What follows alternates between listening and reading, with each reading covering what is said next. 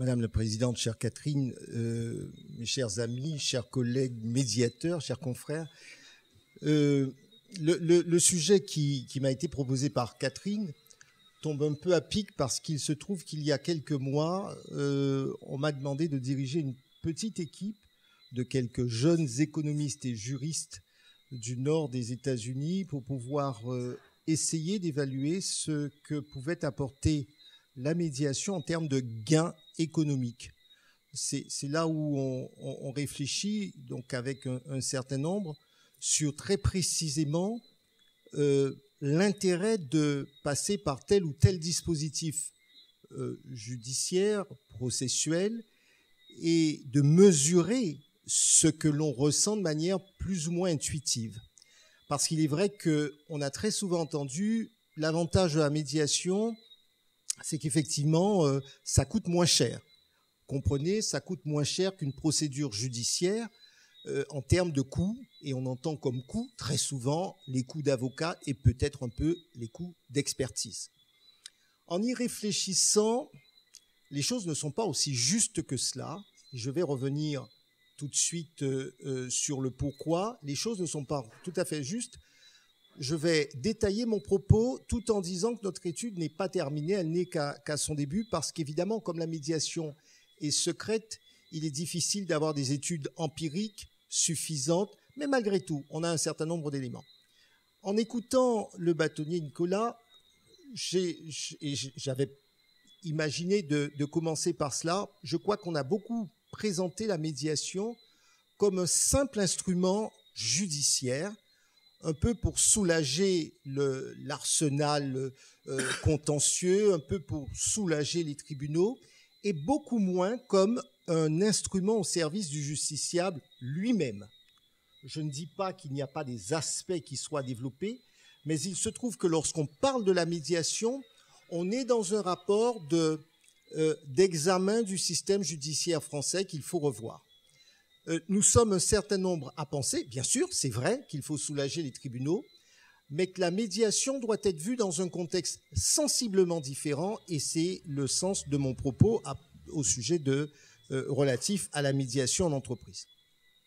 Tout d'abord, quand on parle et le sujet qui m'avait été précisé, proposé, non seulement médiation en entreprise, mais en quoi est-ce que la médiation pouvait aider à la performance de l'entreprise, on s'est penché sur un point qu'on imagine qu'on travaille beaucoup moins, qui est la zone du coût du conflit lui-même. Autrement dit, quel est le coût pour une entreprise, pour une entité, quel est le coût d'un conflit? Alors évidemment, le premier réflexe, et je viens de le dire, c'est de penser au coût des conseils, au coût des avocats et au coût éventuellement des experts judiciaires. Ça, c'est le coût immédiat auquel on pense. Et puis, il y a toute une série de coûts induits, et à ce jour, il est fort possible que le coût induit soit 3-4 fois supérieur à n'importe quel autre coût réel, et je vais vous prendre quelques exemples.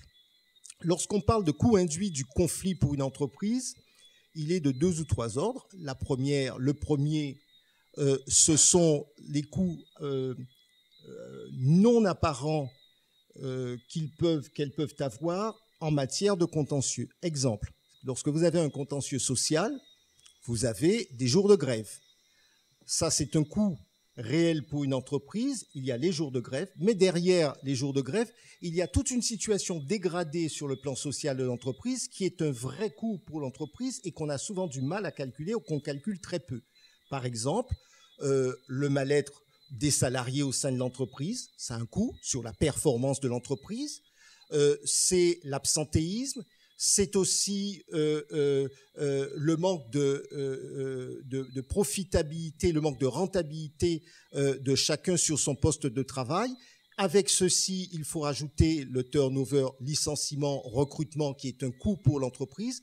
Ce sont autant de coûts, lorsque les conflits se multiplient, qui sont importants pour une entreprise.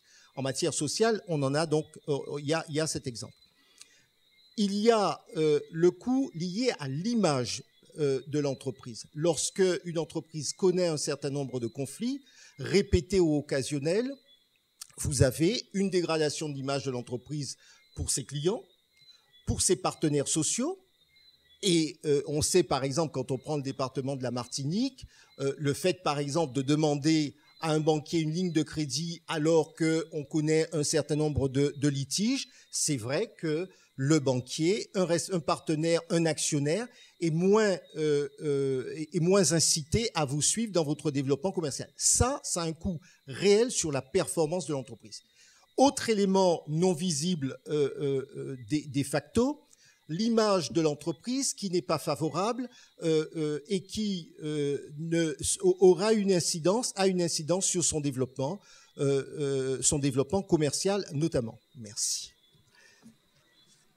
Donc, autant d'éléments qui font que le coût induit du conflit est conséquent et considérable. Aujourd'hui, on considère que le coût induit pour une entreprise est probablement 10 fois plus important que n'importe quel autre. Donc, c'est vrai que ce coût induit est considérable.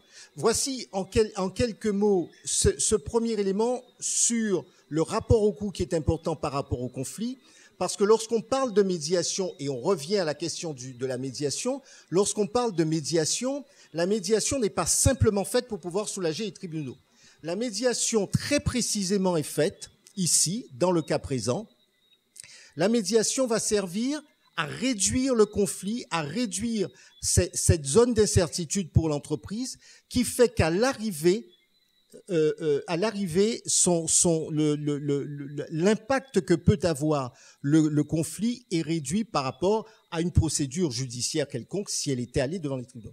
Ceci est véritablement le premier élément sur lequel nous penchons actuellement et nous tenons vraiment à le préciser. Lorsqu'on parle de médiation, il faut beaucoup plus voir la médiation comme un instrument qui permet à l'entreprise, pas seulement, mais aussi aux acteurs liés à l'entreprise. On pense aux salariés, on pense aux partenaires divers et variés, en quelque sorte à tous ceux qui, ici ou là, travaillent à l'entreprise, y compris les collectivités locales, les acteurs publics, aux acheteurs publics, autant d'acteurs qui, à un moment donné, vont s'y retrouver parce qu'ils ont intérêt à réduire cette zone de conflit.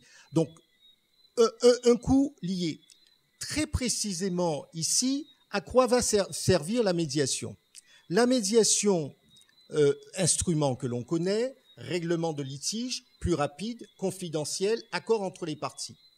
Eh bien, par rapport à cette zone d'incertitude qui a été présentée,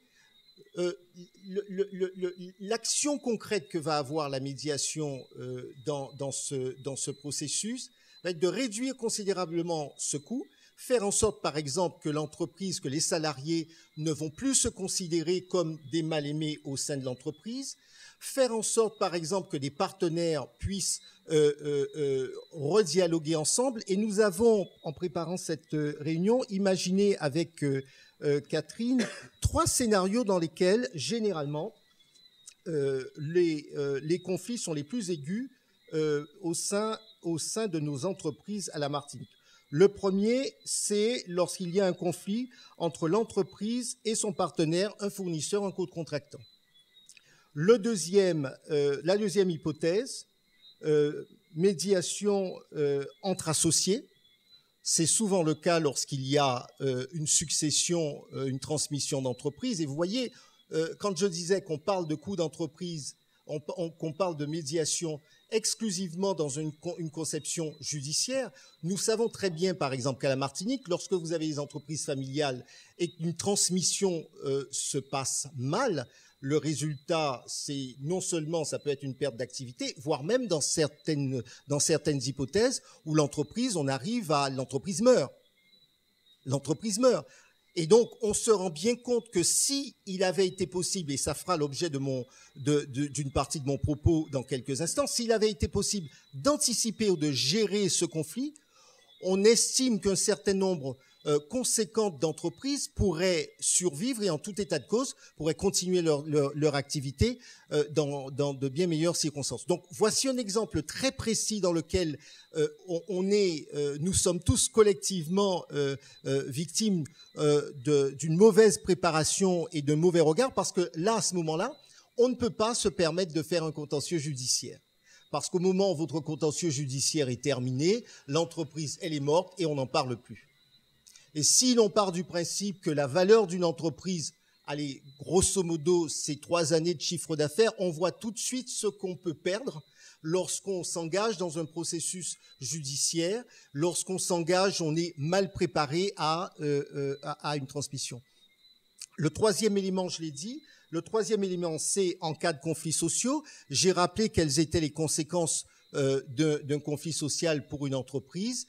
Et plus généralement, on se rend compte que la médiation peut aider à un stade. Nous avons parlé beaucoup de règlement de litige à partir du moment où le litige est le plus aigu. Sauf que le litige ne naît pas aigu. Le litige, c'est comme un microbe qui grossit. Et donc, le microbe, plus on le laisse grossir, plus il grossit. À un moment donné, c'est trop tard. L'idée aujourd'hui, c'est d'utiliser, et c'est le troisième point de mon propos, c'est d'utiliser la médiation comme élément, non pas simplement curatif de la gestion des conflits, mais comme un élément préventif de la gestion des conflits. Et cela nous emmène à un point sur lequel nous sommes collectivement interrogés, c'est le regard que nous portons ou l'appréhension que nous avons sur la notion de conflit. Catherine disait, je ne sais pas si elle l'a dit ce soir, mais je sais qu'elle l'a dit dans d'autres réunions en ce début de semaine, qu'aujourd'hui, elle voulait véritablement faire en sorte qu'on apprenne à dépasser le conflit. Et pour dépasser le conflit, encore faut-il accepter de normaliser le conflit. Parce que ça n'est que lorsqu'on normalise le conflit qu'on peut effectivement travailler à son anticipation. Or, la réaction que nous avons, aussi bien nous en tant que conseil, mais il y a un certain nombre de dirigeants d'entreprise, c'est qu'on a tendance à ignorer le conflit, laisser un peu pourrir les choses en se disant le temps va jouer, et lorsqu'on réagit, il est à ce moment-là trop tard, et effectivement, le conflit est au plus aigu. Donc, en acceptant l'idée même que le conflit est quelque chose de normal, depuis la nuit des temps, il y a toujours eu des conflits. Et quand on se dit « oh, maintenant les choses sont pires », non, elles ne sont pas pires. On regarde l'histoire, il y a eu la guerre de 100 ans, il y a eu des massacres, y compris des massacres religieux. Voilà, alors l'histoire n'a pas été toujours dans le même camp, on semble l'oublier. Il y a toujours eu des conflits. Donc la question est surtout pour le monde de l'entreprise, mais aussi pour ceux qui accompagnent le développement de nos entreprises dans le département, comment peut-on aider les dirigeants, les acteurs, les parties prenantes, à anticiper et deuxièmement, à gérer. Tout d'abord, l'anticipation. L'anticipation, il y a un mot qui est assez fréquent. Une responsable de ressources humaines m'avait dit la chose suivante, m'avait dit « un incident qui est récurrent n'est plus un incident ». Autrement dit, finalement, quand un incident devient récurrent, on doit pouvoir l'anticiper. Et c'est exactement ce qu'on se dit, puisque dans la vie de l'entreprise, on sait, et je vais prendre un exemple, pour qu'on puisse s'y retrouver, on sait qu'il y a des éléments qui reviennent. Moi, j'ai en tête un chef d'entreprise qui nous disait, voilà, c'est toujours un peu la galère, j'ai une petite boîte, et mon personnel, chaque année, pour pouvoir organiser, fixer les congés, ça crée des tensions pas possibles. Et je lui ai dit, mais pourquoi ne pas, bien en amont, organiser avec ce personnel, avec peut-être un tiers, qui va les aider eux-mêmes à trouver une règle, quelque chose bien en amont et non pas attendre le mois de mai parce qu'on met sous le tapis, on dit à la dernière minute, un tel tu feras ci, un tel tu feras ça. Et pour une entreprise, une petite, là pour le coup, je parle de petites entreprises et donc c'est aussi le cas, chez nous, eh bien on se rend compte que si on arrive à accepter de mettre le doigt là où, de pointer les choses, de les nommer, de les préparer et de dire qu'elles ne sont plus finalement si dramatiques, on arrive à prévenir, à gérer. Et dans ce cas-là, nous avons proposé qu'un tiers, là pour le coup, tiers professionnels dans le secret à rencontrer le personnel de la petite équipe, c'était une dizaine de personnes, et les uns et les autres, ils ont mis en place une règle, et là pour le coup, qui était acceptée, puisqu'on est sur une médiation qui n'a pas été imposée par le directeur de l'entreprise, parce que ça aurait été vu comme un impérium, une décision, il y aurait eu des pour et des contre. Ensemble, l'équipe de 10 a mis en place la règle qu'elle voulait observer pour la répartition des congés d'été. C'est un exemple très pratique, très simple de ce que l'on peut faire lorsqu'on prévient, tout simplement parce qu'on se dit ça peut arriver. Donc, il y a véritablement la dimension préventive, et là, la médiation joue à plein. La dimension préventive peut être utilisée, les médiateurs peuvent être sollicités à cette phase. Et en tant que tel, on voit bien que quasiment à tous les coups, on rappelle très souvent que 9 médiations sur 10 réussissent. C'est donc bien que... Pourquoi? Parce qu'on a le consentement au départ.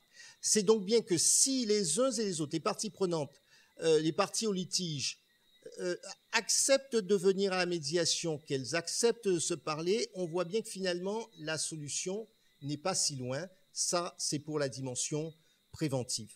Le deuxième élément sur la médiation en entreprise, on voit bien que s'il y a une chose qui est importante pour le monde économique, c'est de faire attention à un certain nombre d'éléments qui, naguère, ne jouaient pas beaucoup, mais qui aujourd'hui ont leur importance. Nous avons parlé de coûts induits, et il y a aujourd'hui la dimension confidentielle de la médiation qui est déterminante pour le monde de l'entreprise.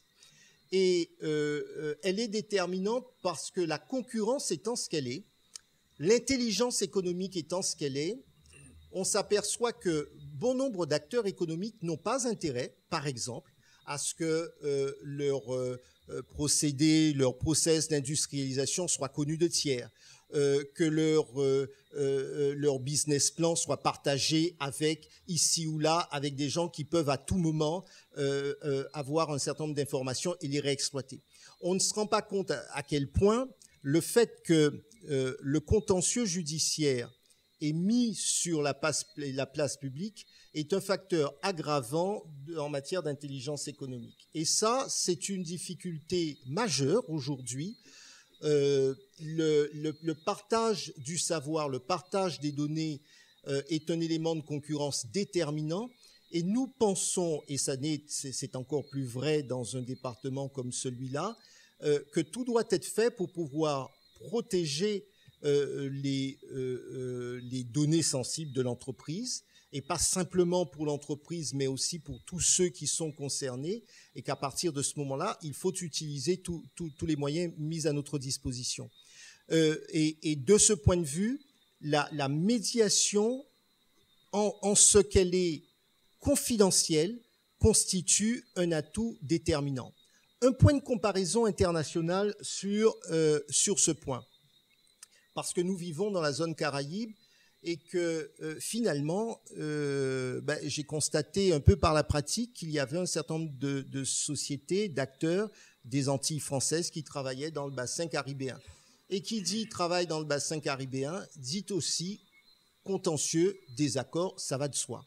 Eh bien, il y a un avantage déterminant à avoir cette pratique, et on a parlé de chambres de travail sur la Caraïbe, il y a un avantage d'avoir cette culture de la médiation parce que très précisément chez nos voisins de la Jamaïque, des autres îles, y compris puisque la Caraïbe c'est aussi le Mexique, la Floride, etc., nous avons intérêt à nous habituer à des modes de règlement plus adaptés. Tout d'abord adapté au volume de nos affaires, parce que la justice est excessivement chère dans les pays de la zone Caraïbe, contrairement à ce qu'on peut penser.